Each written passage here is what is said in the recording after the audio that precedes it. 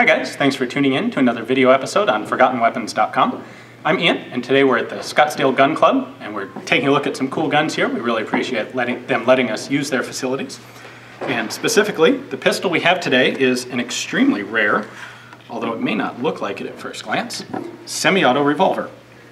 This was made by the Union Firearms Company in Toledo, Ohio, and you'll notice the upper half of it looks like a lot of the really cheap little .32 caliber revolvers that were out there as, cheap personal defense weapons.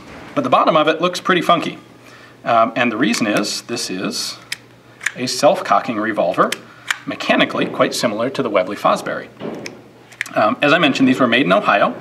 They were made in the very early 1900s, and only about 80 were produced. The problem here, of course, is that a semi-auto mechanism like this is a lot more expensive to manufacture than just a standard, lemon squeezer revolver.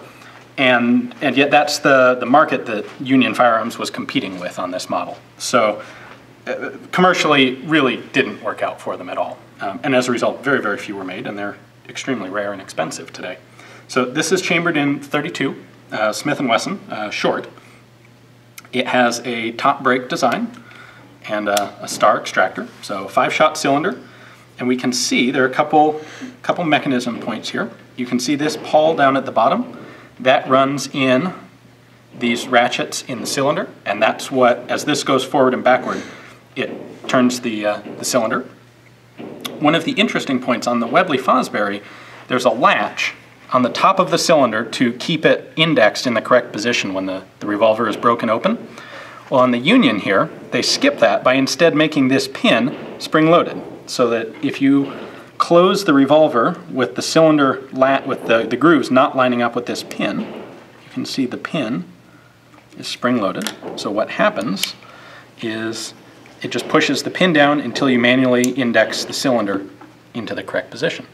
So really, that's a clever little mechanism here. And then of course, when you fire, there is in fact a lock so that if the hammer's down and the trigger is forward, the gun won't cycle. So in order to cycle it, you cock the hammer, you pull the trigger, fire the first shot, and while you're holding the trigger, the gun automatically cycles back, which rotates the cylinder, cocks the hammer, gets you ready for the next shot.